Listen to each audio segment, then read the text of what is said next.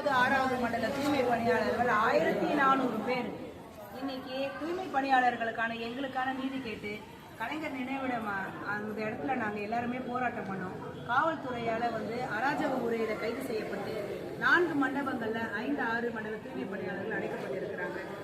இப்போ எங்களை காவல்துறை என்ன சொல்றாங்கன்னா 6 மணிக்கு மேலே ஆயிடுச்சு, நீங்கள் போங்க அப்படின்னு சொல்றாங்க. நாங்கள் யாருமே போக மாட்டோம். எங்களுடைய அமைப்பை கூப்பிட்டு எங்களுடைய சங்க தலைமையை கூப்பிட்டு பேச்சுவார்த்தை நான் நடத்துறேன்னு சொல்லிட்டு கார்த்திகேயன் IAS அவர்கள் எங்க சங்க தலைமை போயிருக்கிறாங்க. எங்களுடைய வழக்கை பார்க்குற LTUனுடைய மாநில செயலாளர் வழக்கறிஞர் சுரேஷ் அவர்கள் போயிருக்கிறாங்க. நிற்க வச்சு நமக்கு எந்த ஒரு பதிலும் அவர் கொடுக்கல. அவர் நமக்கு அவமதிப்பு செஞ்சுதான் அனுப்பிச்சிருக்காங்க. உட்கார கூட வைக்கல.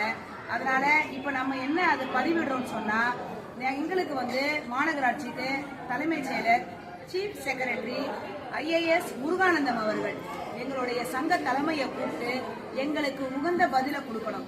1400 பேர் நாங்க வாழ்வாதாரம் இழந்திருக்கிறோம். தூய்மை பணியாளர்கள் நாங்க நீதி கேட்ட அறவழியில போராட்டம் நடத்துறோம். அதனால எங்க சங்க தலைமையை கூப்பிட்டு மீண்டும் மீண்டும் நாங்க உறுதிப்பட தெளிவுபட சொல்றோம், பேச்சுவார்த்தைக்கு எங்க தலைமையை கூப்பிட்டால் ஒழிய நாங்க இங்க இருந்து போக மாட்டோம். இதுதான் எங்க ஒட்டுமொத்த தூய்மை பணியாளர்களுடைய ஒரு ஒட்டுமொத்த உறுதியா இருக்குது.